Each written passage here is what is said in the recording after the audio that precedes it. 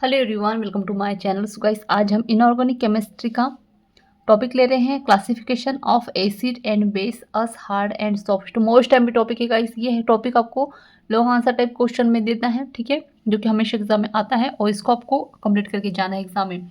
और चैनल पर नहीं तो प्लीज़ चैनल को सब्सक्राइब कर दीजिएगा, बेल आइकन प्रेस कर दीजिएगा। और एमएससी केमिस्ट्री और सेमेस्टर के नोट्स परचेस करने के लिए आप मुझे व्हाट्सएप पे मैसेज कर सकते हैं, डिस्क्रिप्शन पे व्हाट्सएप नंबर शेयर कर दिया है। तो चलिए देखते हैं। हार्डनेस और सॉफ्टनेस का तात्पर्य हार्ड तथा सॉफ्ट की अन्योन्य क्रिया इंटरेक्शन से प्राप्त संकुल के अतिरिक्त स्टेबिलिटी से है, जो एसिड बेस स्ट्रेंथ से भिन्न है। अब ये क्या कह रहा है, हम इसको एग्जाम्पल के तौर पे समझेंगे तब आपको समझ में आएगा, ठीक है। साधारण भाषा में हम कह सकते हैं कि प्रबल अम्ल ए तथा क्षार बी से बना संकुल स्थायी होगा। इसके विपरीत दुर्बल अम्ल तथा दुर्बल क्षार से प्राप्त संकुल कम स्थायी होगा, ठीक है।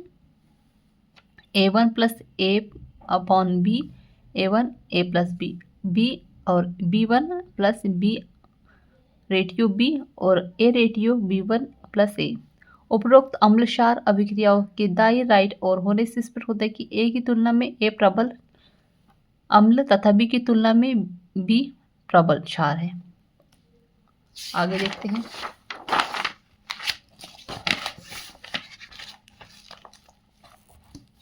अब मृदु अम्ल सॉफ्ट एसिड कौन कौन से होते हैं यहाँ पे? CuAg, Au plus, Ti plus, Hg plus, Cs plus, Pb2 plus, Cd2 plus, Pt2 plus, Ag2 plus, Te4 plus, Bh3, Pt4 plus, ठीक है। C इस तरह से होते हैं।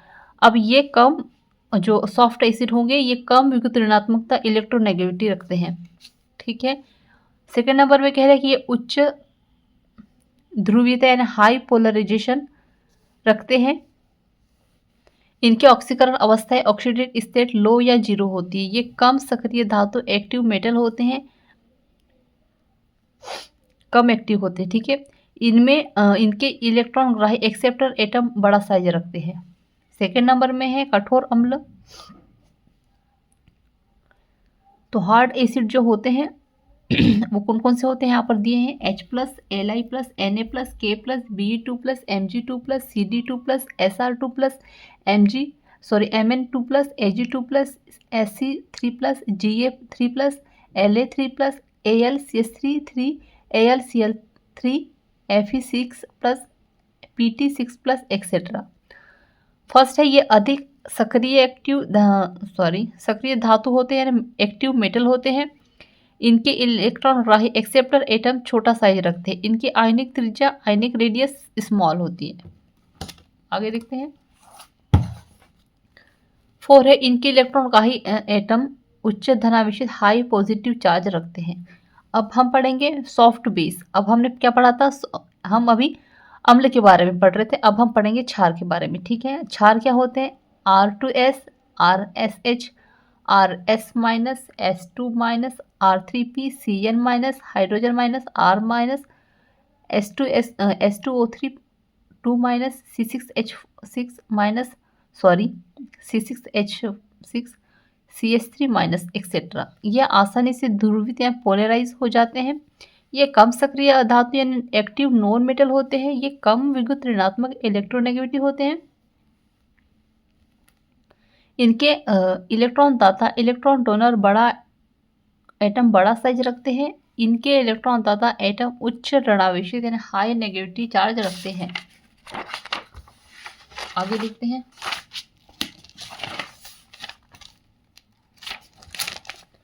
फिर आता है हार्ड बेस।